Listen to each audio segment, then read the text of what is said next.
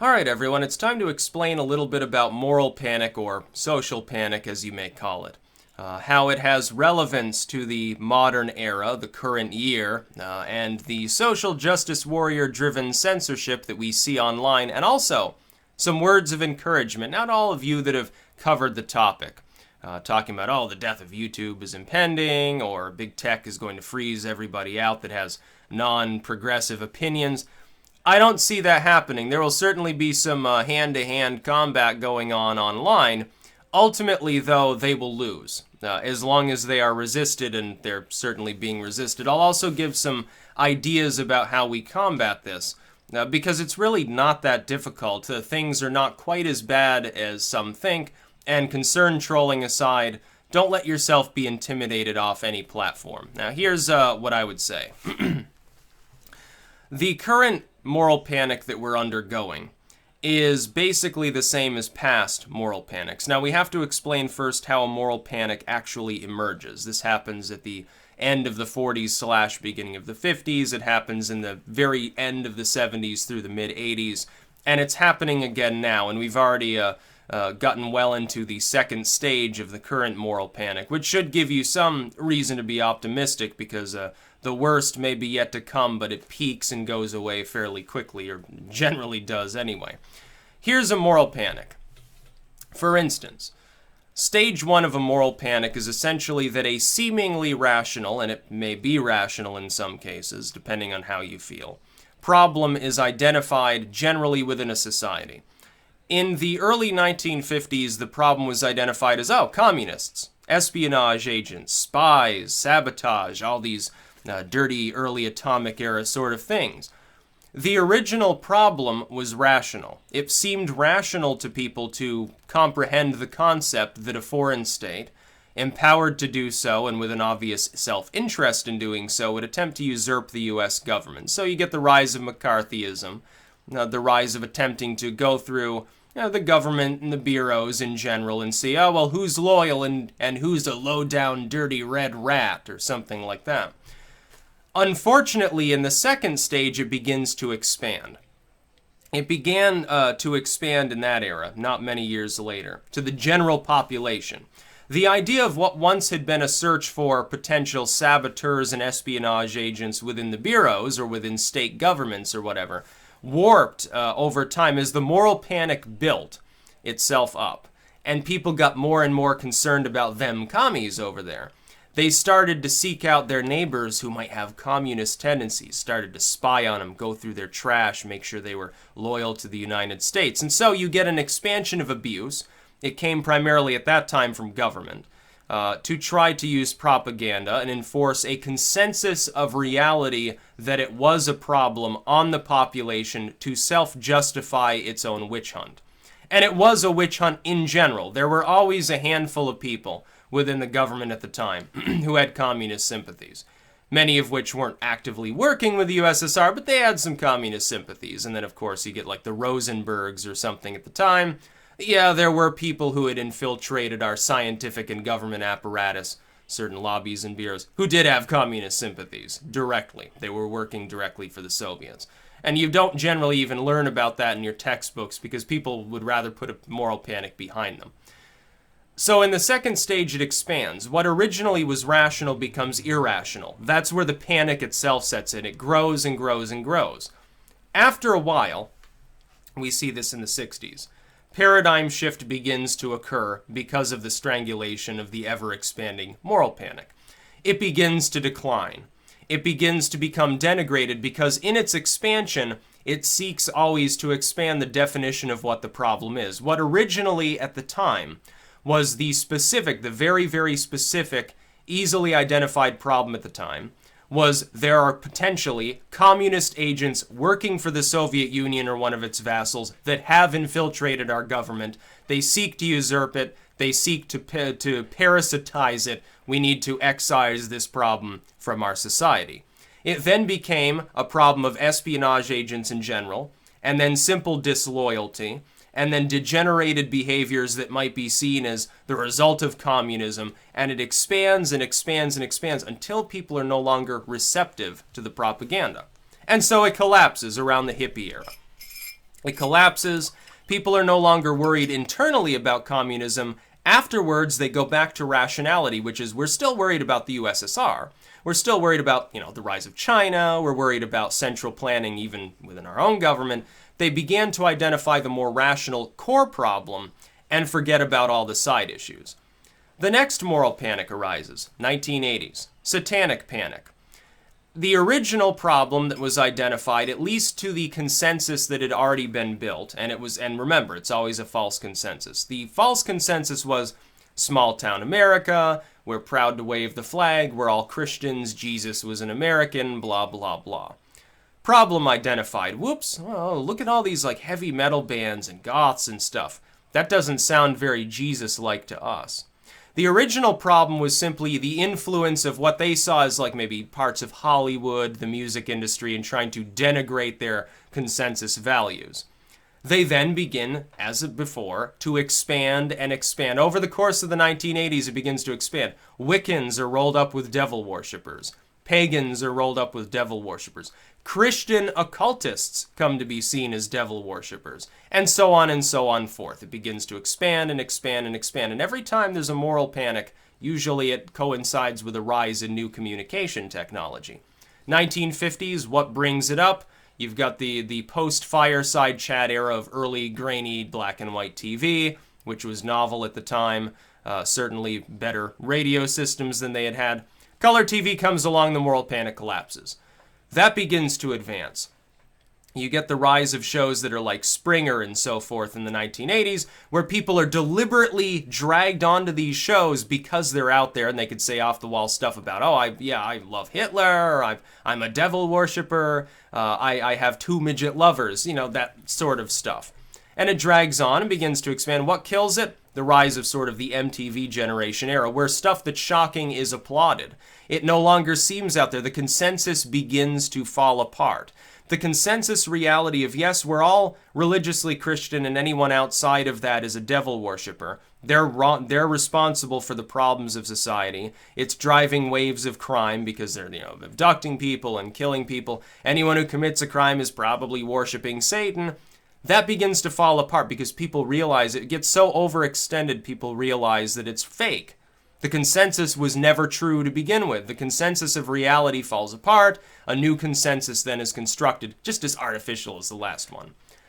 Fast forward to now.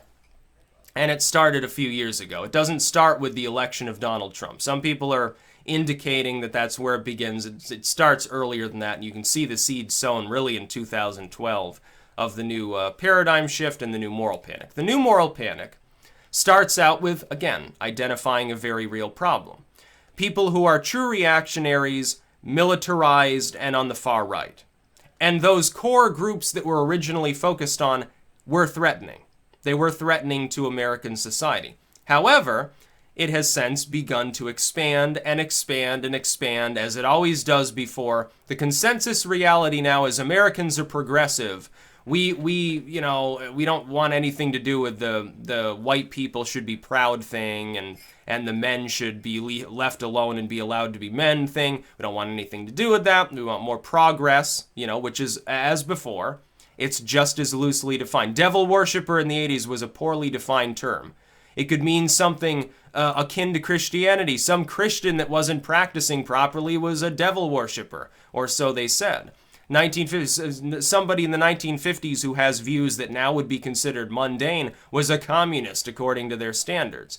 Always gets overstretched, always poorly defined, always a false sense of reality. That's exactly what we have right now. We're in another moral panic. We're right in the middle of another moral panic. The first stage is already over. The first stage happens years ago with the identification. I see the rise of the Tea Party in 2010-2012 as the arbiter of the current moral panic, which means we're already a good half-decade into it. That should make you happy, by the way. It means that the worst passes fairly quickly and then it begins to fall apart. What happened is that extremely loud and proud, semi-militarized, very far right-wing individuals begin to rise up in public consciousness. People who may have even a lot of overlap with the ideology don't want to say anything. They keep it very hush-hush. They suppress themselves. They don't even need to be externally suppressed because they think that it goes against the consensus. With the rise of this time the internet, we realize the real consensus is more in line with them almost, or at least some tenets of their belief systems. We realize the far left mentality that was held up under Obama as the standard of all Western civilization is false. It's a false consensus. It doesn't really exist. Most people don't think that way. They just don't dare speak out against it because they don't want to be oppressed. Just like people who thought, well, I'm not so sure that anybody that's arguing for seatbelt laws is a communist. But they're not going to say anything about that, not until later, not until the paradigm begins to break down. People in the 1980s, plenty of religious Christians would have said, well, these Wiccans don't really seem like they're worshiping the devil. She's off there talking about worshiping trees and shit like that. That's not like devil worship. But they're not going to say anything about it and rise up in defense of those people. And the same thing as well. Very, very important here. The same reasoning is given every time. People who stood up in favor of things that were labeled communistic, even if they weren't ever communistic, were called communists if they defended people who had those views. That meant that if you defended some totally mundane, boring liberal back in the 1950s, you would be afraid to do that because you might get labeled a communist and rip your life apart. You could lose your job because you have wrongthink. You could lose your job. You could lose your friends. You'll be shunned. You will be excised from society, disappeared in a way, very similar to what the Soviet Union did on a more brutal scale. In the 1980s, if you said, no, I don't think Iron Maiden worships the devil, or yeah, I believe Ozzy when he says he actually believes in Jesus and he's got kind of anti-war cautionary messages in his music. Oh, you're a devil worshiper. Of course you would defend Ozzy Osbourne. Now, of course, you let your little kids listen to fucking Black Sabbath now. It's not out there. It's totally normal. It's like, yeah, it's in the past. It's almost boring. Although it's still really, really good music. Yeah, some of those heavy riffs really get me going. And so this time around, there are plenty of people. Some of you out there are part of this group. And by the way, I'm not blaming you for being part of it, but it's exactly the same as people who failed to rise to the defense of atheistic Satanists or Wiccans in the 80s, or pagans, or occultists in general, or so-called communists back in the 50s or 60s that didn't have anything to do with communism. Oh, you went to Russia once, you must be a communist. That's essentially how it worked. Here's the thing. A lot of you understand that what I'm saying right now is true. You know that the consensus is wrong. You know that somebody's not a Nazi or a fascist for suggesting border sovereignty or any of these other things that are in play, or suggesting, yeah, maybe we should deport some illegal immigrants. It's not an out there opinion. But because the consensus has been built, you've been convinced that if you speak out against it, you're going to get labeled a Nazi too, that the label will stick, and that you'll be professionally ruined for the rest of all eternity. Now, I'm willing to be very, very forthcoming about this thing, because, when I was younger, the last trappings of the Satanic Panic end around the time I was a little kid, early 90s. That's when it collapses. The paradigm collapses. The rise of MTV and Jackass and Howard Stern and all these other things sort of rips it apart. You're going to see it happen again over the next 2 or 3 years, give it. Over the next 2 or 3 years, the current paradigm will continue to shift. The current consensus, which is a false consensus that progressivism, yay, everything else Nazi, everything else evil, fascist, must be suppressed, it'll begin to fall apart. Now, the tech firms, this is what you probably care about because you're watching this on YouTube. What you probably care about is that tech firms are going to come and censor your material. They will. But the proper response is to resist and to point out to anybody willing to listen, hey, this is the same as the Satanic Panic. It's the same as the Red Scare. And it is. It's the exact same principle. When somebody who is a social justice warrior tries to say, well, you're a Nazi because you said this. You're a fascist because you defended this person. You even see guilt by association. Is it not very much in swing? I talked to Richard Spencer some time ago. Pretty soon that was used as so-called evidence that I myself was on the alt-right and had racialistic views. Now, I don't. I'm not part of the alt-right, and I don't have racialistic views. But guilt by association is one of the most formidable weapons used by whoever is propping up the then current false consensus, and it is always false. The response should be this. Number one is already in full swing. That's simply speak out against the concept of censorship, speak out against the concept of moral panic. Number two, let people know that it is indeed a moral panic. You need to brush up on your US and world history to do this effectively. People need to know that the current era overlaps with past eras where very much the same thing happened.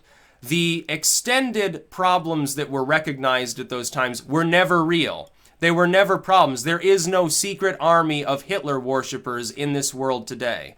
There is no secret fascist movement in the world today, because 99% of those that are being labeled Nazis or fascists have nothing to do with either.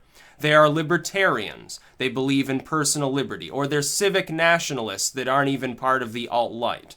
Or they're on the left, but they're business liberals, and so they don't have anything to do with moral issues. They're all labeled fascists by this fringe that has managed to usurp society. The advertisements reflect it. What's on TV reflects it. Who gets put to the top of trending on YouTube reflects it, but it's false. It's fake. That reality isn't even real. That's not the way the average person even believes. But nobody's willing to speak out against it unless they're directly targeted. Most of the time, when they're directly targeted, they shut up. They tame their content. They tame their message. They don't want to deal with the problem. They don't want to be part of that very special, very small vanguard every time there's a moral panic that stands up against it, hazards their career, hazards their life in some cases, becomes very concerned with their personal safety, but ultimately is on the correct side of history. If you want to be on the right side of it, and don't think that this is less important than the Red Scare, or less important than any other moral panic from the past. It'll be remembered in history the same way. People who stand against it and who point out that it's a moral panic, point out that it's dead wrong, point out that the consensus of reality is totally falsified, they're going to be remembered very fondly come another decade and a half or so. They'll be the ones that become entrenched as the next big names in the coming paradigm. And then they will build the new false consensus of reality. Unfortunately, if they don't have foresight, they'll be part of that. That will have to be combated down the road another 25, 30 years. That's what's happening. So, take heed. Don't be intimidated.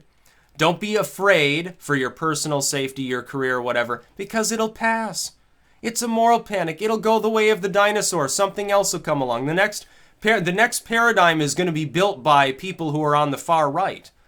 That almost worries me too, because of course I'm not on the far right, so I'll probably be part of that when I'm older too, and I'll have to combat that one, because then the people that have been entrenched by the new false consensus will again delve into censorship. It happens over and over. It's been happening since the dawn of mankind. It's just the natural cycle of things. Some outside group that actually represents more of a core of realistic consensus reality becomes the new entrenched consensus, overstretches and overextends itself, becomes abusive, is combated, is resisted, and falls. That's what happens over and over again. So when people say, oh, we're going to have to flee YouTube, the online world will completely reject us. Not for more than a few more years probably. Because as they become more abusive and more overstretched, more and more people will be targeted. More and more people that have wrongthink will be targeted under the new sort of censorship terms that are being suggested for the online world. And largely it's coming from Europe. It's not even coming from the US government. Yeah, they partner with Google. They tell Google to suppress certain things. By the way, that's unconstitutional. It's just a workaround for the First Amendment, and it'll come to be seen as such. What we need to do is prop up civil rights. I know that can be unpopular with some aspects of the far right, but you'll lose if you don't. So, take my advice or leave it. I don't care. Freedom of speech, including for people you disagree with. That's the most important. And make it clear to people that you understand that it's a moral panic. Put your best arguments forth. You'll convince most people that you're right. Some of them, you'll think you're making no headway at first. A lot of people will pretend that they reject your message. Deep inside, they accept it. In fact, it's self-evident to them. They know that it's right, but they're not willing to raise their voices. Most people in any given period of society are not willing to rock the boat. Those that do rock the boat, they hazard themselves, but ultimately they're seen as martyrs if they fall. They're seen as heroes if they persist, if they continue to thrive. You have to be able to outmaneuver. You have to know your enemy. And the enemy is moral panic. Once you know that that's the case, it becomes far easier to combat it. People throw around all these other vague terms. It's liberals that are the enemy. It's social justice warriors. Yeah, that's part of it, but it's not the overarching problem. It's a human behavioral cycle that's been happening for centuries. That's what you are combating right now. All you have to do is resist it and make it clear that that's what's happening so that everyone around you knows that no, this army of secret fascists is not actually a problem. The real problem are a handful of real militant reactionaries, most of which aren't even in the Western world. They're in the third world. That's where it's rising up with most fervor. We're talking about, zealots in the Middle East or something like that. That's the problem. It's kind of a takeoff of 9/11 and all of these other events thereafter, and abusive government, of course. Cooperating with these groups is also a problem. That's the core problem. That's the real problem. And the real consensus of reality is that is the core problem, but it's overstretching itself. It's like a bubble. It grows and grows, it hits a certain size, and it pops. That's what'll happen. Then another moral panic sets itself up for a couple decades later. So don't be afraid. Don't be intimidated. They might kick you off some web platform, although it's not even necessarily true that they're going to do that. They might totally half-ass it just to save face for a PR campaign, in which case, no problem. Nobody cares. I don't even see any compelling evidence that YouTube yet has started to hide videos. They may or may not even liberally implement it. They might implement it in a very constrained manner, in which case the average person's not going to care. It wouldn't even be part of the current moral panic for the most part. In fact, it would probably make the left wing irate because their consensus would begin to break down faster. It'd say, oh, we're still being challenged. And don't worry, you're still going to be able to challenge them. If some big tech firm kicks everybody off who has outsider opinions, they'll make a new platform. Yes, it is still possible to do that. The internet is still growing. So stop worrying so much and start resisting. Everyone needs to get angry about the looming specter of censorship. And everyone needs to understand there's a moral panic and make sure others understand it. They need to make videos on the topic. They need to study history. And here's the occult. And occultists tend to be on the forefront of recognizing and trying to combat these things. You shouldn't look a gift horse in the mouth just because they're not a Christian in nature, by the way, to people on the right. What will happen is that you simply resist and the problem eventually solves itself. That's all that happens. That's about all. Peace out.